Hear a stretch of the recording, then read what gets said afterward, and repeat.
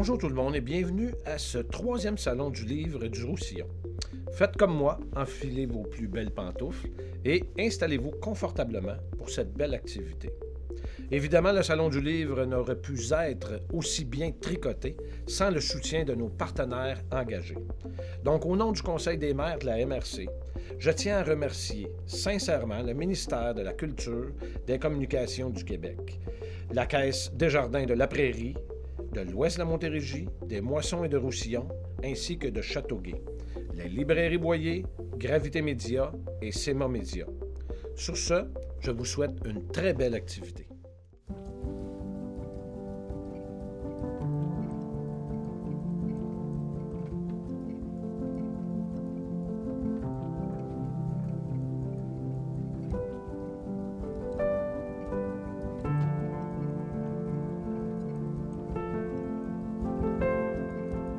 Enquêteur au SPVM pendant plus de 30 ans, Claude Aubin a tour à tour affronté les gangs de rue, les gangs jamaïcaines, les mafias pakistanaises et russes. Depuis 2003, cet ex-enquêteur a pondu 4 livres, La main gauche du diable, La nuit des désillusions, Le lance-quenet solitaire et Ronin. Il a par ailleurs collaboré avec Jules Falardeau au livre La crise d'octobre et a été chroniqueur au National puis au Photopolis entre 2003 et 2011. Tout en jouant quelques petits rôles au cinéma. Il renoue avec le journalisme avec une collaboration à la revue torontoise Police et Avocats. Scénariste et assistant réalisateur à TVBL entre 2007 et 2008, il passe devant et derrière la caméra à Z-Télé pour l'émission Infiltration en 2015 et en 2017. Blogueur au Huffington Post entre 2010 et 2014, puis à 10-4, il accepte de bloguer pour Dernière Heure depuis 2019. L'extrait présenté est tiré du livre Ronin, le dernier de la trilogie des enquêtes du sergent-détective Aubin. L'auteur nous transporte dans l'ambiance d'un des plus gros postes de police de Montréal lors d'une opération d'armes à feu émanant d'un quiproquo menant à 2 matamors et une grand-mère, puis au réel vendeur d'armes. L'anecdote est décrite sur un ton humoristique et tel que tout est arrivé. Mes 2 compères attendent avec grands espoirs la décision du boss. Elle est vite prise. Je descends quémander au lieutenant de relève 2 policiers qui seront en civil. À 5, nous arriverons bien à quelque chose. Le lieutenant râle un peu.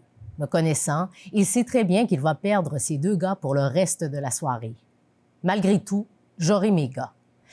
Les lieutenants savent comment et combien je travaille, alors jamais ils ne rechignent trop fort. Le temps de nous préparer et d'informer mes 2 nouveaux partenaires pour la soirée, nous traversons la ville pour nous retrouver dans l'est de la ville, presque en face du marché Maisonneuve. Notre bonhomme vit dans une maison de 3 étages qui n'est pas un trou à rats ni un palace. La porte d'entrée est à peine verrouillée, c'est-à-dire qu'elle ne résiste pas à mon couteau, un couteau fort simple qui s'ouvre et se referme. La poignée a des anneaux qui le font ressembler à un poing américain, mais les jointures ne passent pas.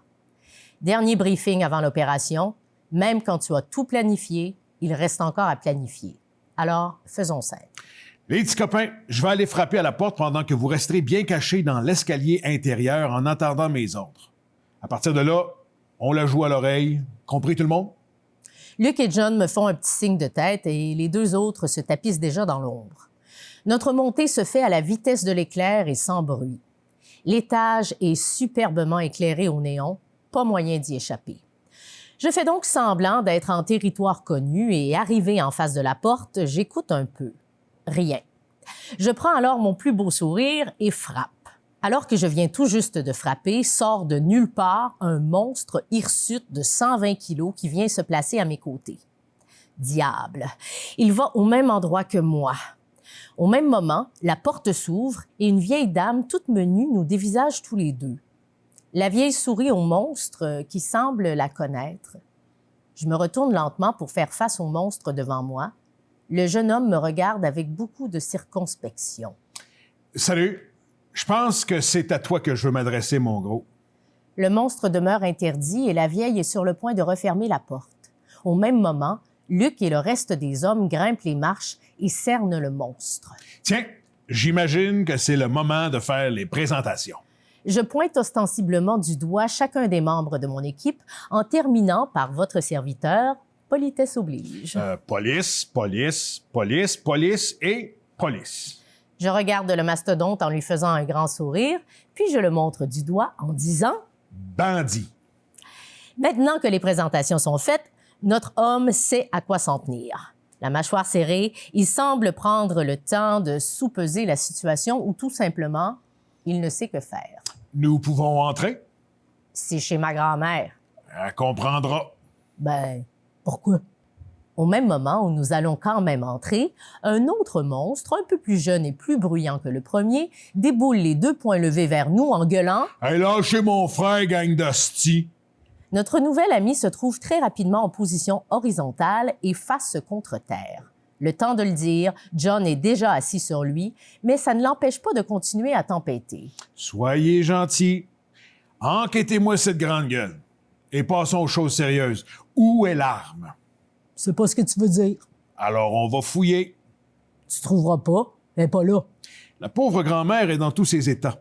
Elle voit ses 2 bébés se faire un peu rudoyer par de gros monstres. De petits monstres, disons. Faites-lui pas mal. Son petit-fils, la mine déconfite, me fait signe de le suivre dans une autre pièce. Écoute, j'ai pas l'arme. Je la vends pour quelqu'un d'autre.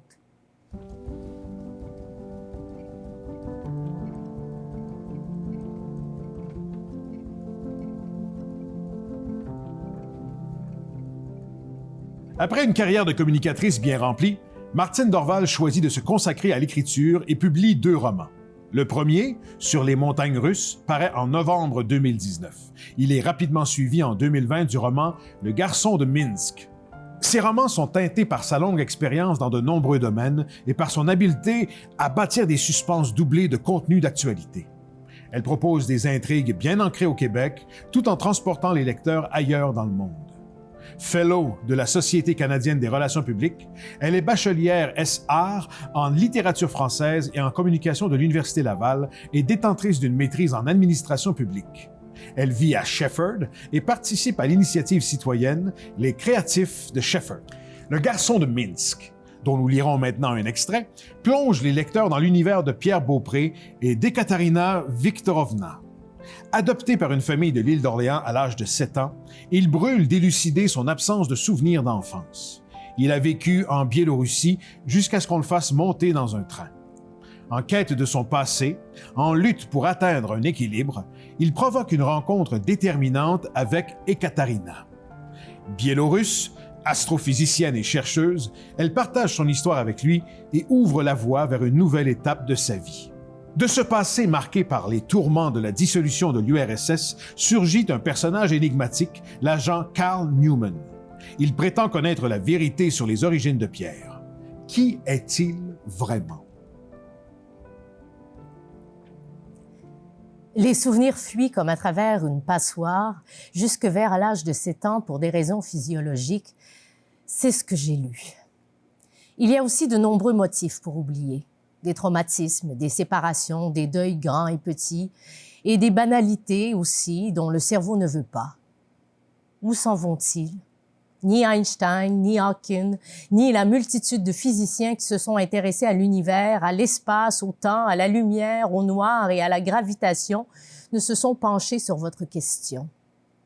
Et ils ne l'ont pas fait. Et s'ils ne l'ont pas fait, dites-vous que c'est que cela ne leur donnait pas de piste pour comprendre l'univers. Vous obtiendrez plus de réponses en consultant des spécialistes du cerveau. Elle s'interrompt pour finir d'avaler ce qui reste du second sandwich. Maintenant qu'elle s'est réveillée, le garçon lui plaît. La caféine joue en sa faveur. Il a bien choisi. Que lui dire pour qu'il ne s'emballe pas et aille échafauder une histoire bancale en mélangeant des notions théoriques qui lui échappent et sans lien avec ce qui le préoccupe? Et Katharina, est-ce tout ce que vous accepterez de me confier? Questionne Pierre, déçu. Elle le regarde pensive et se demande comment cette idée de trou noir a pu lui venir. Et sans qu'elle puisse s'expliquer pourquoi, elle raconte ce qu'elle n'a jamais révélé à qui que ce soit, sauf à son père. Pierre, j'avoue que j'ai assisté à un phénomène étrange en Biélorussie. Je vivais près d'un orphelinat pour les petits de 4 à 6 ans, 7 tout au plus. Là-bas, on ne savait jamais exactement ce qui se passait. C'était en 1995. J'avais 12 ans. Toujours est-il que je flânais à proximité du bâtiment et que je regardais dans sa direction quand il a disparu, ainsi que tout ce qui pouvait se trouver autour, au-dessus et en dessous. Je ne voyais plus rien. Rien. Mais pas le vide, plus que le vide. Un trou dans l'univers. La lumière avait été absorbée, comme si on l'avait recouverte de vent-à-black. Vous connaissez cette matière?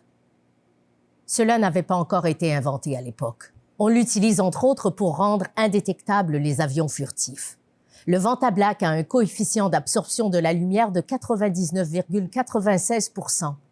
C'est ce qui se rapproche le plus du noir absolu sur Terre. Le phénomène a duré 2 ou 3 secondes, plus ou moins, je ne sais pas. Et il me semblait que mon être s'étirait comme si une onde passait à travers moi et que le temps avait ralenti. Quand le phénomène s'est arrêté, l'orphelinat, le sol, le ciel, les arbres, tout avait repris sa place. La lumière était revenue. J'ai couru vers le bâtiment et j'y suis entrée. Le silence régnait, pas de paroles, de pleurs ou de rires. Après quelques instants, des employés ont recommencé à échanger normalement entre eux. Je me suis mise à douter de moi-même, jusqu'à ce que je me rende compte que les enfants se comportaient étrangement. Ils ne jouaient pas, ne couraient pas. Ils parlaient calmement entre eux. Ils conversaient, comme s'ils étaient plus âgés. Personne n'a fait attention à moi. J'avais l'impression d'être devenue transparente. Je ne sentais rien sur ma peau. Je ne détectais aucune odeur.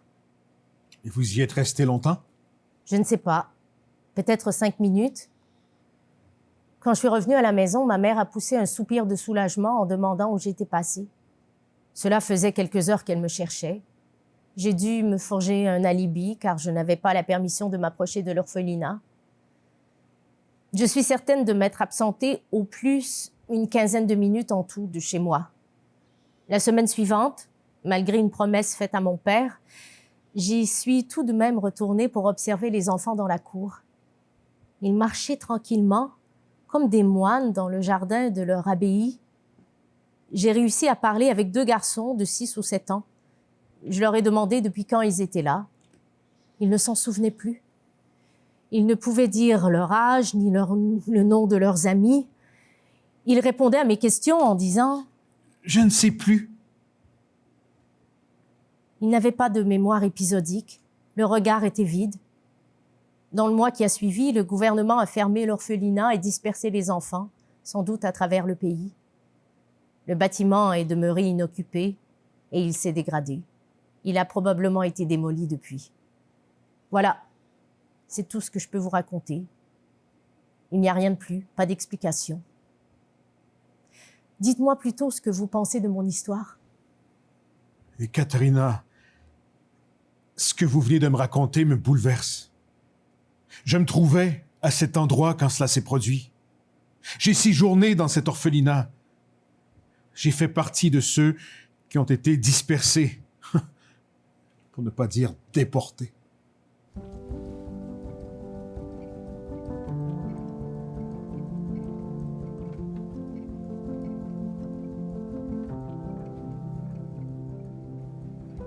Bachelière en lettres et tutrice pour une école de rédaction pendant plusieurs années, Sylvie Gobeil a publié une 12aine de romans historiques depuis 2007. Chacun met en lumière un héros méconnu ou oublié de notre histoire. En 2007, elle publie Le pays au bout du fleuve aux éditions Gide. Ce premier roman est réédité en 2019 en 3 tomes aux éditions Coup d'œil. En 2020, elle publie une seconde trilogie intitulée Les Denis de Saint-Simon. Entre-temps, elle a écrit 3 autres romans, De tendres aspirations en 2016, Lady Lacoste en 2018 et La colline du Corbeau en 2020, tomes 1 et 2. Ils ont tous été publiés par les éditeurs réunis avec qui elle a développé une belle complicité. Elle travaille en ce moment sur un autre roman et se consacre à temps plein à l'écriture.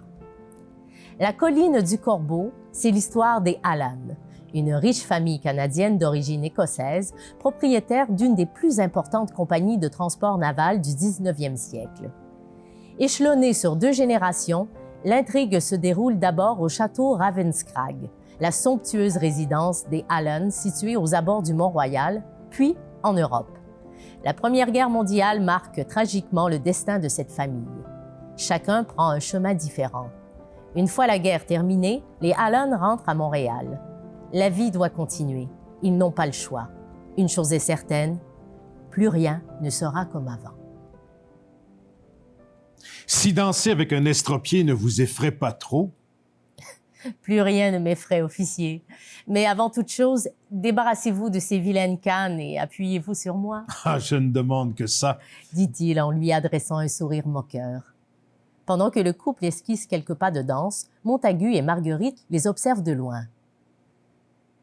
C'est bon de voir Martha pleine d'entrain. se réjouit Lady Allen. Elle n'a pas ri comme ça depuis longtemps. Je ne te cacherai pas que je m'inquiétais à son sujet. Cela fait des semaines qu'elle travaille sans relâche. Notre fille se rend utile partout. Elle n'hésite pas à changer les draps des lits, à laver les planchers, à stériliser les instruments chirurgicaux, à faire bouillir les linges et les pansements. Pourquoi ne se concentre-t-elle pas plutôt sur des tâches spécifiques aux soins infirmiers? C'est ce que je lui ai demandé. Martha m'a répliqué qu'elle donne un coup de main là où le besoin se fait sentir.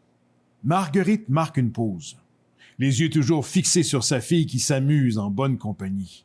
Elle laisse échapper le commentaire suivant. Ces 3 dernières années ont été très éprouvantes. Montagu reconnaît que sa femme a raison. L'anxiété et la peur ne les ont pas quittés. Les occasions de se divertir pour tenter d'oublier momentanément la guerre étaient rares. Les garçons et les filles de l'âge de Martha n'ont pas pu profiter de leur jeunesse. La guerre leur a volé leur insouciance et le droit au bonheur. La situation va bientôt changer. Les promesses, je n'y crois plus. Rien ne sera plus comme avant. Sir Alan en est conscient. Il ne se berce pas d'illusions, mais aujourd'hui, il n'a pas envie d'y penser. Cédant à l'impulsion, il prend sa femme par la main. « Viens, ma belle. Où allons-nous? Fais-moi confiance. » C'est ce que j'ai toujours fait, se dit-elle en lui emboîtant le pas. Dans l'euphorie générale, personne ne remarque le départ de Sir Alan et de Lady Marguerite.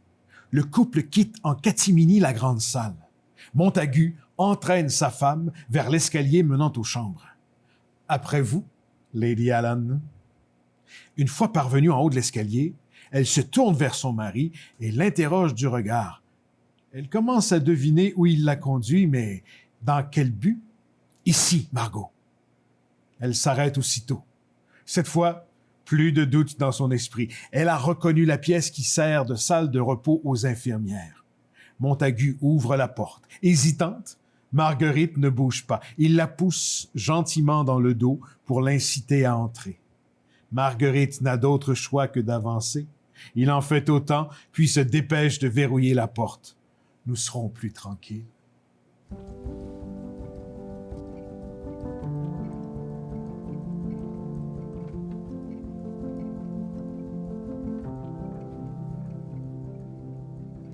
Membre de l'Association des auteurs de la Montérégie, Ginette Sigouin a reçu une mention dans la chronique de suggestions à lire par le chroniqueur André Maccabé pour son roman Branle-bas sur le plateau Mont-Royal.